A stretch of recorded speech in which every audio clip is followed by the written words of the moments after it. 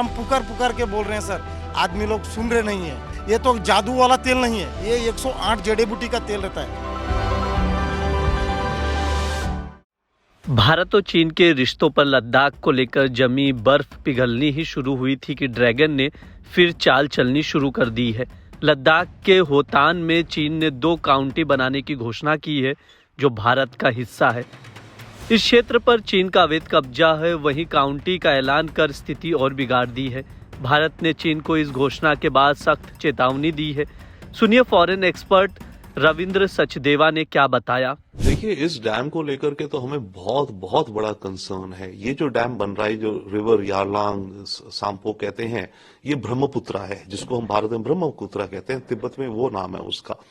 इस पे hydro dam बन रहा है और ये इतना बड़ा डैम बन रहा है कि दुनिया का लार्जेस्ट इस तरह का इंफ्रास्ट्रक्चर प्रोजेक्ट होगा। इसको बनाने की कीमत करीब 15 लाख करोड़ रहेगी।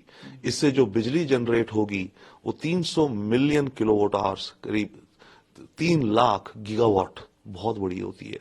और अभी तक दुनिया का जो सबसे बड़ा इस तरह का प्रोजेक्ट था, 3 गॉर्जेस डैम, जो चाइना ने बनाया था, वो डैम इतना बड़ा है कि आसमान नहीं, मून से वो दिखता है।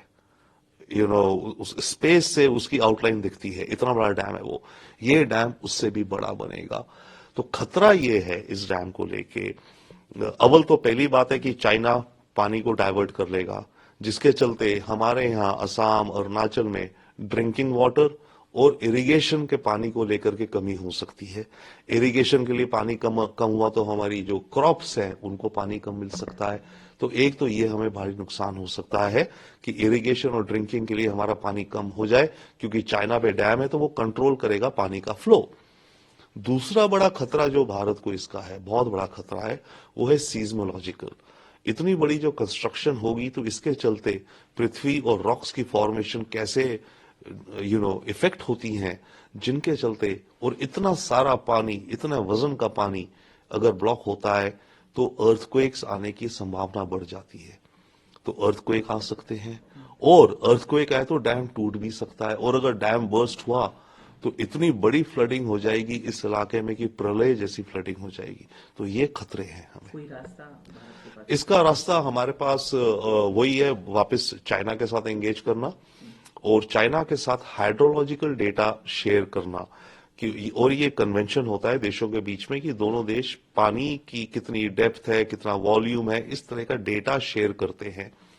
तो हम चाइना से वो डेटा मांग सकते हैं और हम ऑलरेडी मांग भी रहे हैं। वो डेटा हमारे पास होगा, अगर सच डेटा वो हमें देते हैं तो हमें अंदाजा लग सकता है कि कितना बड़ा ये पूरा प्रोजेक्ट है और कितना खतरा हमें पैदा हो सकता है।